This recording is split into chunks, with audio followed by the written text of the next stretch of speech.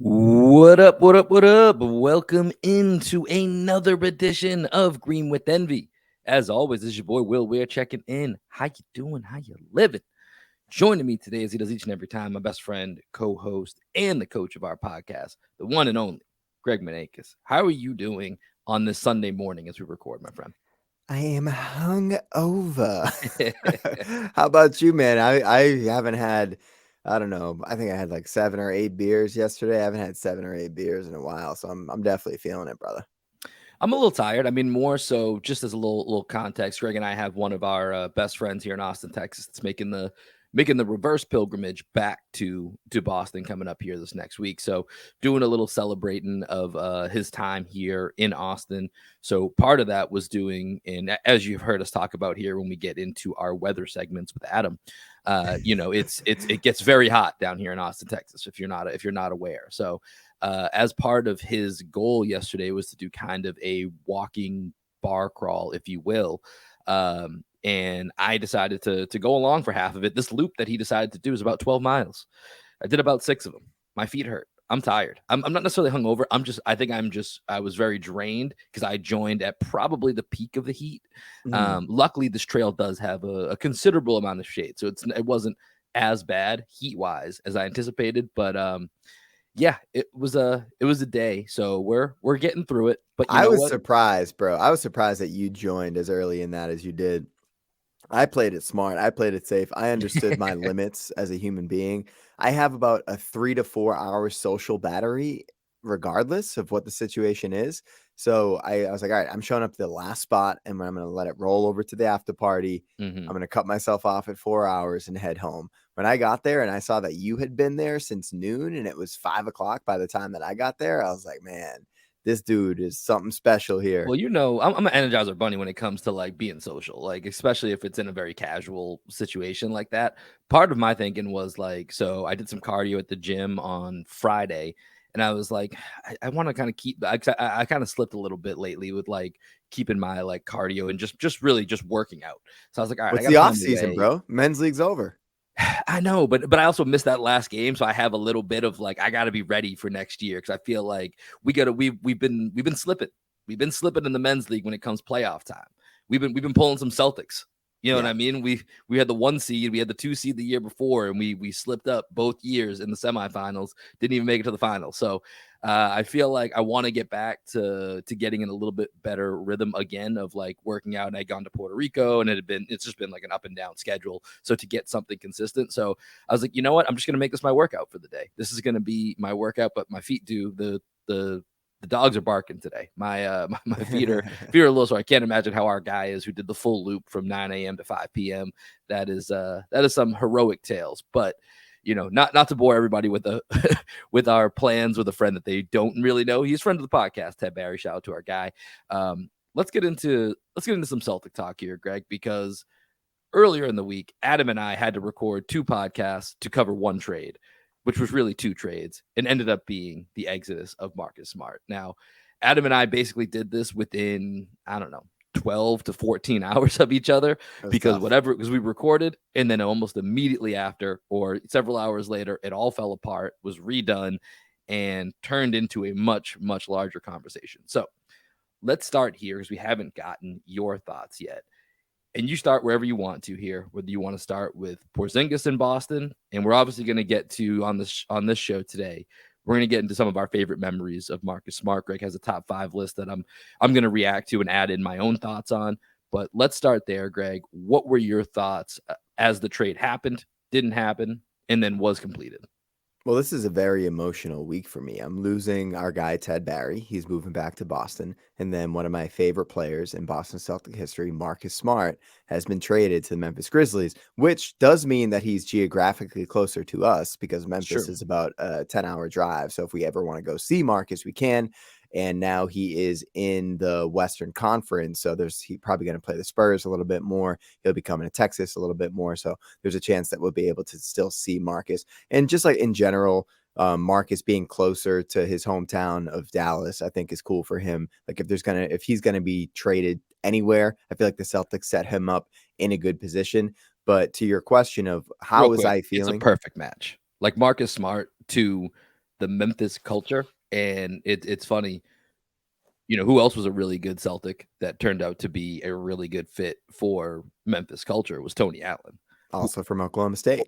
Oklahoma State. Yeah, so the parallels are right there on a platter. Yeah, but to your initial question, how was I feeling throughout that process? Because I haven't had a chance to be on the pod since it all happened. That was all you and Adam. I was stoked when I saw that we were going to be getting Kristaps Porzingis in general. Obviously, the Malcolm Brogdon deal was the preferred deal. When you send out Marcus Smart, who is the heart and soul, all the cliches that you know about Marcus Smart, love and trust, all that stuff, it definitely hurts. Like I haven't felt this way probably since as a kid, Nomar Garcia-Parra got traded. Like that's probably the closest I've felt to what I'm feeling with Marcus Smart. And I didn't know how I would feel because, we've traded Marcus Smart thousands of times on podcasts across Celtics Thousands Nation. upon thousands. Thousands of times. And when he got traded, I was really shocked, man. It was one of those things where I was making sure that it was the real Shams, that it was the real Woj that tweeted something out, because I know you've gotten got before. I didn't want to get got. And I was like, wait, we're trading Marcus Smart to the Grizzlies. So then I'm thinking like, okay, who's coming back? I was floating out like, is there a world in which Ja Morant gets traded? So I'm thinking like, is this part of a bigger deal that we get Ja somehow? Are we getting Tyus Jones? And I see Tyus Jones is in the deal, but he's not coming to Boston. So that was disappointing. Then I see that we get a couple picks involved. One's a pick swap, which turned into 4 second round picks. Yeah, we'll talk about that later. But then the Warriors pick is a great little asset. But I was just going through all these, different thoughts, different emotions. And at the end, what I landed on is I'm just super appreciative for the 9 years that Marcus Smart spent in Boston. And I still have this tightness in my chest, which is probably just being like, hey, man, you probably just need to spend some time by yourself and cry a little bit and just like pour one out for Marcus Smart, because it's going to be really, really hard to watch Boston Celtics without Marcus Smart next year. And it is rare, right? This is the rare breed of trade that you just can't evaluate on a non-emotional scale. Like the emotion is part of Marcus Smart. That was always the issue with Marcus Smart. And I say issue in almost a good way, right? In that in all these fake trades, there was never a correct value assessment of who Marcus Smart is, and then specifically what he means to the Celtics. This is like the Bill Simmons. He means more to us than he does to you. So for you to come get him, you're going to have to overpay, even if you don't think he's worth that. It's like we know what those intangible effects are that are on the team. And for a guy like Marcus Smart, that actually extended to the fan base. That extended to the crowd and the hustle plays that you see inside a place like the TD Garden. So it was never going to be easy to trade him. It was never going to feel good, despite the amount of trades that, ourselves and other podcasts and other, and just fans in general have put him into. Part of it, this is what I said on one of the shows with Adam. It was always a testament to how good he was, because we couldn't really trade the Jays, and then it was like, well, if we're ever going to trade somebody and get something of value, Marcus is kind of that next guy. And it was always, what does that mean? And then ending up with, in a vacuum, taking out Gallo, Muscala, and you really end up with going up 10 picks in that first round, which of course they did some other moves with, and then getting another first round pick, plus a guy that has been an all-star, is closer to that star, borderline star, whereas Marcus Smart is going to be that supreme role player. That's his lane. Porzingis is, if we're doing the tiers, is probably 1 to 1.5 tiers closer to that all-star, borderline all-star level. And to get a guy like that after, so many different conversations about what Marcus Smart's worth, like I said, that speaks to the value that Marcus had. And I think it speaks to Brad making a really tough decision, but doing so in a way that brings you back a guy that potentially can really increase your ceiling. So tell me your thoughts about Porzingis before we continue on this Marcus Smart path. Before we go into Porzingis, just like going back to what you said about Bill Simmons, you're talking about value. Recently on a pod, Bill Simmons floated out a Marcus Smart trade idea, which just shows you like how nobody really knows what the value for Marcus Smart is. He was thinking Tim Hardaway Jr. plus the number 10 pick, right? And for the fact that the Celtics got Kristaps Porzingis, a pick swap, and a pick that could be in the lottery. Who knows what's going to happen Yeah. with the Warriors next year? Like, we don't even know if Draymond's on that team. Chris Paul's 38 years old. They don't have the same general manager anymore, so we don't even know what that pick's going to be. It could be a really good pick. So, like, if Simmons is thrown out there, and Simmons is pretty plugged in, Tim Hardaway Jr., who's nowhere near the level of player that Kristaps Porzingis is. If we're talking about like degrees of separation between Marcus Smart and Kristaps Porzingis, and you go Marcus Smart, Tim Hardaway Jr., right? Tim Hardaway Jr. is below what Marcus Smart is. Kristaps Porzingis is equivalently higher than like what Tim Hardaway Jr. is low to Marcus Smart, right? So we got a lot of value for Marcus Smart. And my thoughts on Kristaps, I mean, dude's unbelievable. Dude's 7'4", the original unicorn. He's looked much healthier. The one question I have about Porzingis is how his defensive instincts and his preferred way to play defense is going to fit into the Celtics scheme, because the Celtics don't play a ton of drop. Although we did like randomly go into a little bit more drop with Horford last year, which I didn't really love, especially in that Philly series where we were just playing a lot of drop. Porzingis is one of the best drop defenders in the league. So I wonder how much they lean more into some drop defense. They could go drop with Rob Williams sitting in the corner, just like they kind of have done in the past. Instead of switch everything, they just have drop with Rob there, and just have two big rim protectors by the rim. Maybe we see a little bit more zone with some jumbo lineups. Who knows what we're going to see? But Porzingis definitely makes this team more balanced as a roster and way more talented. Yeah, and you heard Brad Stevens talk about it in his media availability after the draft, right? Like the options that you have with that Porzingis, Rob, Horford lineup, you know, all three of those guys can play together. All three of those guys can be the lone big man, you know, in the lineup construction that you have. So you just have a lot of versatility. He even joked that at some point maybe you'll see, you know, all three of them together, because with Porzingis, his ability to stretch the floor, and Al's really too, who finished second in 3-point percentage this past season, you know, you do have a world in which you could get really weird. Throw Jason Tatum at the 2, maybe Derek White at the 1. You just get super freaky with it. But you know, that was a bit in jest, but it does give you, you know, a lot of versatility. So I'm excited to see what that on-court fit looks like. I think, you know, a few days removed, it's still probably the only real drawback to me. And by the way, in Mark Stein's newsletter today, he does reiterate, he does think there is a likely chance that Porzingis signs a 2-year, $77 million extension. I believe he's eligible at some point in the next month in July. So we'll keep an eye on that, but that could be more of a long-term play. And then just this 1 year that he has right now. And, you know, the one thing that I think is the drawback for me, and this is probably for most people, is you now just have multiple people with injury histories on your team. And so you're relying a lot on Porzingis, Rob Williams, Malcolm Brogdon, which has another very weird component to it. You know, you're relying on them to give you a bill of health again, and Al Horford just to continue to beat Father Time and be able to give you quality minutes when he's in there. So we'll see. I like the fit with Porzingis. Let's take a quick break and let's do some of our favorite Marcus Smart memories.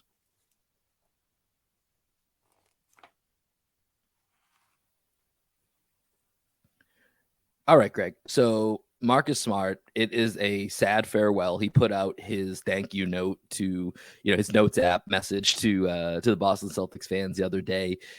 I think it hit everybody in the field. So before we completely move on, I'm sure it will be something that we touch on throughout the offseason, throughout next season. Let's do a little bit of our favorite memories. And, you know, I know you came up with a list of 5 specific ones. So let's use that as kind of a jump off point. And I'll throw in a couple ones that I had in my mind as well. But let's start with what you got here. Let's go to number 5. Okay, through together is the right way. Like, but I want to add a little adverb in front of that. Very hastily thrown together list. I didn't do like the full deep dive going through every single season Marcus Smart spent with the Celtics, but I do have a list. The things that just came to the top of my mind. All right, number 5. We've talked about Marcus Smart being probably the greatest no yes player in the history of the Boston Celtics. He somehow took that from Antoine Walker. I don't think anybody ever expected that to happen, but he did. He took the no yes belt from Antoine Walker. So the fact that Marcus Smart in 2020, I think it was January 2020 against the Phoenix Suns, set the Boston Celtics record of 11 3-pointers made in a single game, just speaks to the irrational confidence that Marcus Smart has had to take 22 3-point shots in that game. He was 11 for 22 shooting 3-pointers in that game. Marcus Smart, to this day, holds the record most 3-pointers in Boston Celtics history. So this is going to be a running theme throughout this list. No, yes. The story of Marcus Smart, life of a Boston Celtic. Like that is basic. That is how, to a certain degree, we kind of live and die with Marcus Smart. I know some of the memories that I have. I'm going to save one because I think we're going to get to some playoff memories here in a minute. So I have a specific playoff memory that I want to put in about yes game from Marcus Smart as well. So I'm gonna save that. But yeah, it's pretty crazy when you think about, this team has had Ray Allen. Antoine Walker was shooting threes at a rate that compares to today's NBA back in, 01, 02. We've had Paul Pierce. We've had, so many, Jason Tatum, we've had Kyrie Irving even for those couple of years, and Isaiah Thomas just going ballistic. Yet the single game record holder for 3-pointers made belongs to Marcus Smart. There couldn't be a more Marcus Smart for him to leave this franchise with than having that record. So I love that one. That's a great one. Let's go to number 4. Okay, so this kind of falls into an umbrella of like Marcus Smart Tommy points because I believe he is the leader. I don't know. I didn't fact check this. Here's the thing. It doesn't fucking matter if he's not the leader. He is the entire environment of what a Tommy point is and what a Tommy point award is. It's Marcus Smart. So I don't care what the record shows. He is a Tommy point. I have no idea what word you just used. Environment. I don't know either, man. But yes, whatever that word you just said is, Marcus. Whatever word I attempted to use. Marcus Smart. Embodiment was the word I was looking for. I said environment. Embodiment was the word I was looking for. It's, definitely. We're drinking coffee. We're fighting through this. We're getting to it. But Marcus Smart, the Tommy Point Award, the fact that Marcus was Tommy, it was like Marcus and Isaiah Thomas. Tommy Heinsohn loved those two guys because of just like the spirit that they brought to the court. And there was this one play. I don't remember the game. I don't remember which year it was. It was within the past probably 3 or 4 years where Marcus Smart broke his thumb, right? Marcus Smart missed a whole bunch of games and he comes back into a pretty high stakes game. And I think it was the first play he was on the court or the first minute he was on the court. There's a loose ball and Marcus Smart decides, you know what? Fuck it. I know I have a broken thumb. I'm returning. And on the very first play, he dives full Dennis Rodman diving onto the court. And everybody's just like holding their breath. Like, oh my God, is he really doing this right now? And he gets up and he's just like so excited to be back on the court, clapping his hands. It's like, this dude just didn't care about his body. He was willing to sacrifice his body for the team. And that play just stands out as something where I was like, man, Marcus Smart is really that dude. The fact that he sacrificed his body the first play he's back on the court after coming back in from a broken thumb, unbelievable. And, I know we're celebrating Marcus right now, but I think that's part of Brad Stevens' gamble, right? Is that this dude's body's going to break at some point. And I think there was a quote at one point because he's played 9 years in the NBA. I think it was from some rival gym. I can't remember where I read it, but they were saying that they estimate that he's probably played more like 11 to 12 years already at this point, just with the way that he plays the game, the way that he puts his body on the line. And it's always tougher for a guy to hold up when you play that way, especially like you said, this was right off an injury, first game back, no regard, just diving on the floor. And, and that's what I think made him so endearing to Boston fans and what made this trade so emotional is because that's the exact type of guy that the Boston fans want to root for. And, I think sometimes obviously it becomes, a little bit jaded to be like, yeah, this is the guy who we need. It's like, right. Or we could have more talent. But, Marcus Smart was that guy that kind of brought both of those things. And that's what made him so great. So let's go to number 3.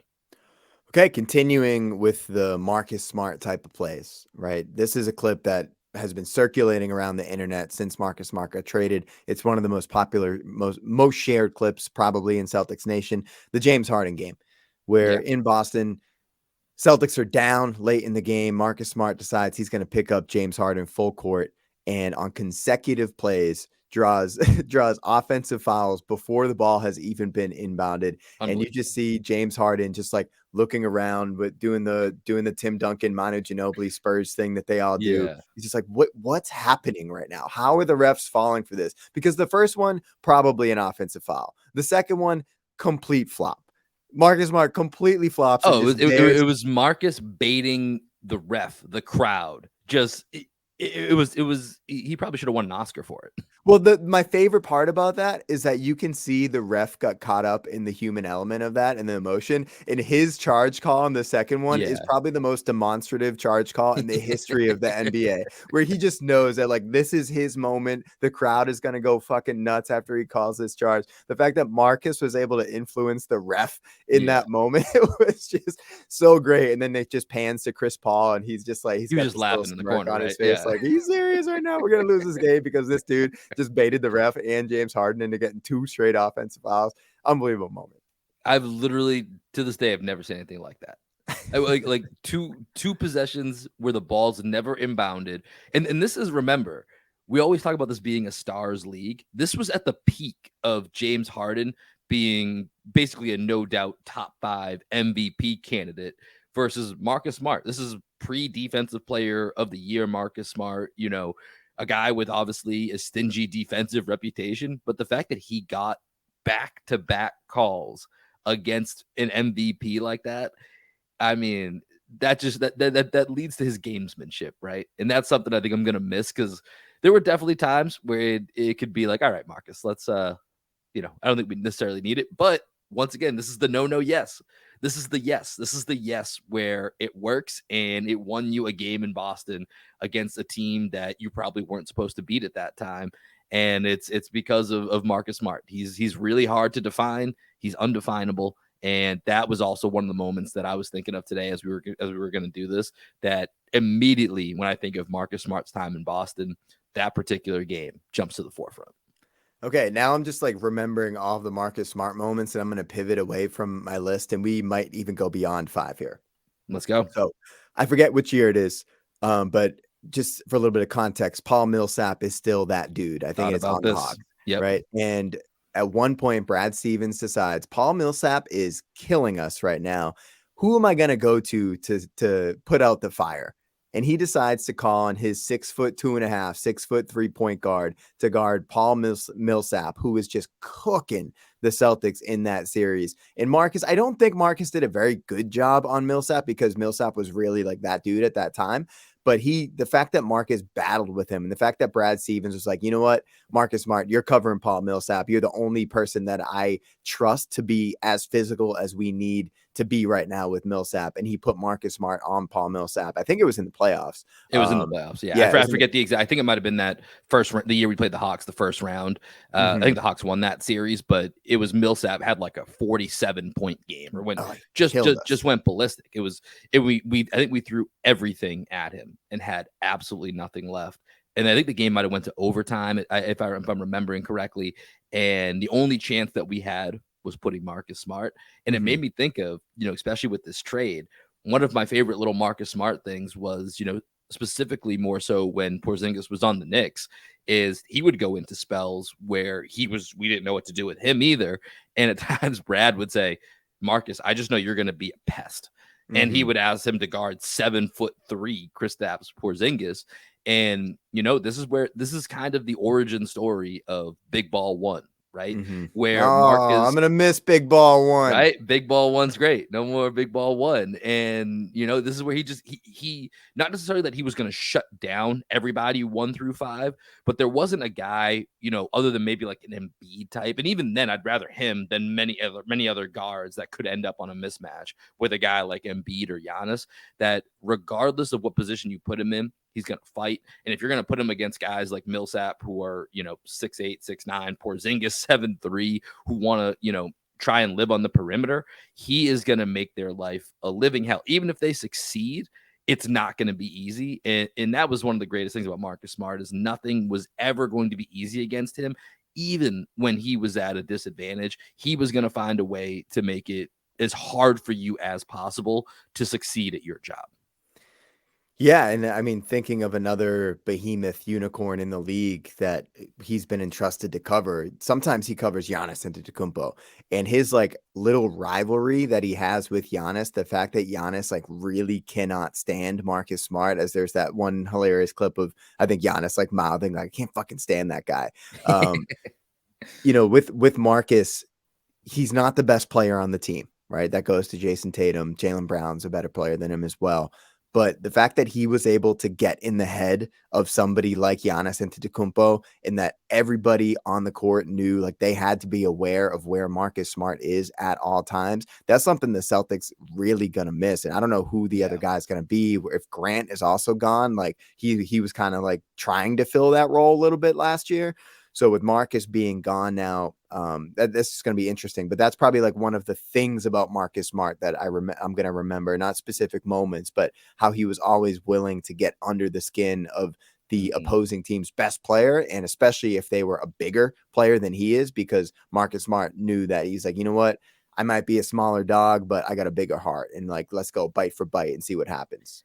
So this is I'm gonna jump in with one of the moments that I was thinking of for Marcus Smart, and it was in that 2017 Eastern Conference Finals. So this is the Isaiah Thomas team that beats the Wizards in 7 games, and they were completely outmatched against the Cleveland Cavaliers in that series. They lose the series 4-1. I think Isaiah Thomas only plays the first 2 games, and then his hip injury and everything else from there kind of unravels. So once you remove even Isaiah, who had a top 5 MVP year, there was just zero shot. But, leading up to that series, the Cavs went 4-0 in the first 2 rounds. The Celtics got 1 game in that series. It was game 3. And Marcus Smart in that game goes 7 of 10 from 3-point range for 27 points. And I think it just speaks to I know we don't have a chance, but I don't give a shit. I don't give a shit, and I'm going to find a way for us. We're not getting swept. We're going to get something out of this. And so obviously the Celtics never really had a chance in that series. That was out of all the Cavs, Celtics, or LeBron Celtics series, that was the one they had the absolute least chance in.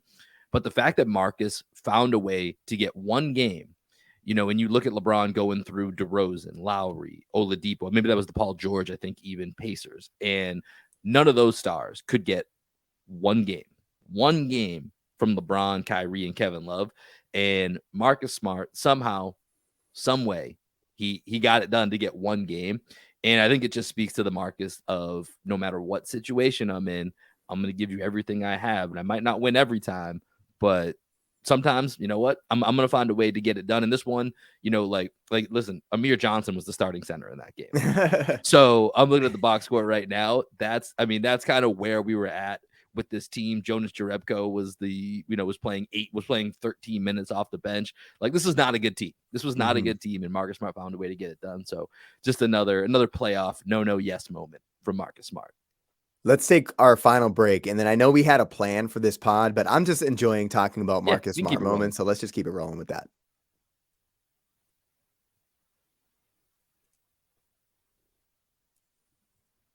All right, we're back here. Greg, what else you got in your mind here when it comes to Marcus Smart? Well, just kind of building off of what you said, I'm thinking more just like the archetypes of Marcus Smart, these like umbrella things that Marcus Smart did, not necessarily moments, but just like the essence of who Smart was. And there were always these games where nobody else on the team had it. And you knew very early on, we'd be texting and be like, oh, it feels like one of those games where Marcus is going to have to step up, because Tatum and Brown just like didn't have it for whatever reason. They look lethargic on the court. Maybe the moment's too big for them. And Marcus is that guy in those moments where you could just feel that Marcus was going to step up in one of those games. He always had that sense for the moment. And I think that speaks to what will be interesting in Memphis for him, is just like how much more is he entrusted to have bigger games on a more consistent basis. Because although Ja is there and Ja's great, Ja will kind of float from time to time. And Desmond Bane is great as well, but he still hasn't come into who he is as a player. Jaren Jackson Jr., really interesting to see how he's going to continue to develop. But what Marcus Smart is going to be able to do for the Grizzlies, just really interesting, because he always had that sense for, my team doesn't have it, I'm going to need to step up into this moment. And you and I were always aware of those games. Yeah, it was always very evident when it was happening in the moment. And the funny thing was, because it was such a balance, and this was the whole thing with Marcus Smart, was that balance of when to say, all right, my guys don't have it, I got to step up, as opposed to starting the game with, I think I'm the guy, and trying to figure out, because there was a point where, you could track just how many shots Markis was taking in a game. And it was like around 11 or 12. I forget what the number was.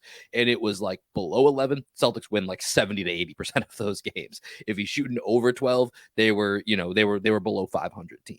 And it was like, man, that really seems like a point of delineation. Like right now, we just got to figure out how and when Markis is taking some of these shots. But you're right. It was really cool to see some of those games where it's like, my guys don't got it. It's my time to step up. And I really thought in the last 2 years specifically is when he really started to find that balance. When he finally was given the keys to say, you are the point guard of this team. He really found that balance in a way that I think makes this trade a little bit harder, right? Because I think if this trade happens 2 years ago and we never really saw, we're just like, man, I wish we got that version of Markis where he could have known. I don't want to say know his place. That sounds a little demeaning. I don't mean to know, but just there is a hierarchy on a team, right? Like you have 2 all NBA guys. Like it kind of should flow through them.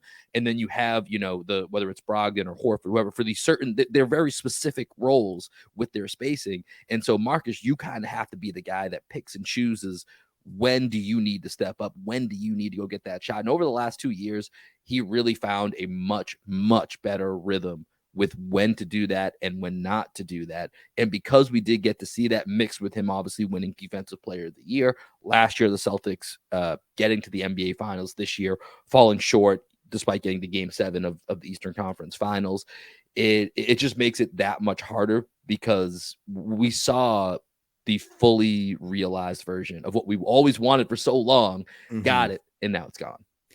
Yeah, other things that I'm going to miss about Smart, speaking to the chemistry that you started to see him find with other guys on the court over the last couple of years where he was entrusted with that starting point guard role, a role that I advocated for like very early on in the Marcus Smart experiment. It's facts. We got documents. We got documents. When Kemba initially went out, I was like, all right, time to turn the keys over to Marcus. I think the baseline backdoor cut to Jaylen Brown that we started to see like almost every game this year, that's going to be missed. The lob over the top to Robert Williams when Rob's healthy, that's going to be missed. Like these little passes that you only develop through years of playing with somebody where you just know where other guys are going to be on the court. Where you don't even have to think about it. It's just like secondary transition break, busted up the right side of the court. People think you're going to go to some like pistol action or something like that. And then boom, like backdoor cut, Jaylen Brown dunk at the rim. I'm going to miss that next year because we don't know right now who's going to be the point guard of the Boston Celtics. Derek White's like not a real point guard. I would imagine Jason Tatum's probably going to be doing most of the ball handling in that first unit if it is the White, Brown, Tatum, insert big man and Porzingis, right? If that's the starting five, there's not a real point guard on that lineup. Like every single person can handle the ball, but maybe not a real point guard. So we're going to miss Marcus Smart's ability to just like actually handle the point guard role on the team and be able to like deal with full court pressure, get a team into an offense, know where guys are going to be. But the little plays like that, the backdoor cut to Jaylen Brown, the lob over the top to Rob, going to miss those moments. Yeah. I mean, he became the floor general out there, right? But this gets to, like you said, it's going to be different. And I think that's an important element of this trade is that there need to be something different. And it's really hard when you have a core that, to your point, a lot of the things that we're going to miss are stuff you can only do when you've had a core that's together for so long. And you can say, I've been with Rob since he was a rookie. I know exactly where he wants to be, when he wants the ball. Same with Jaylen Brown. They've been on this team together now for all of Jaylen Brown. He's been with Jaylen Brown, Jason Tatum, Rob Williams for all of their careers. They know nothing else besides life with Marcus Smart on your team. That's all of their NBA existence. And so through that, you build that chemistry in which you can only know that through years of working together.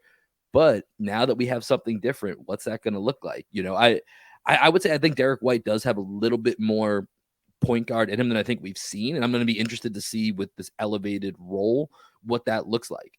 Because there is a lot more on his shoulders. So, as great as the season was, and we gave him so many flowers and he deserved them, he's earned himself quite a promotion as to what's going to be expected of him. We're no longer is it a nice bonus if Derek White does X, Y, or Z.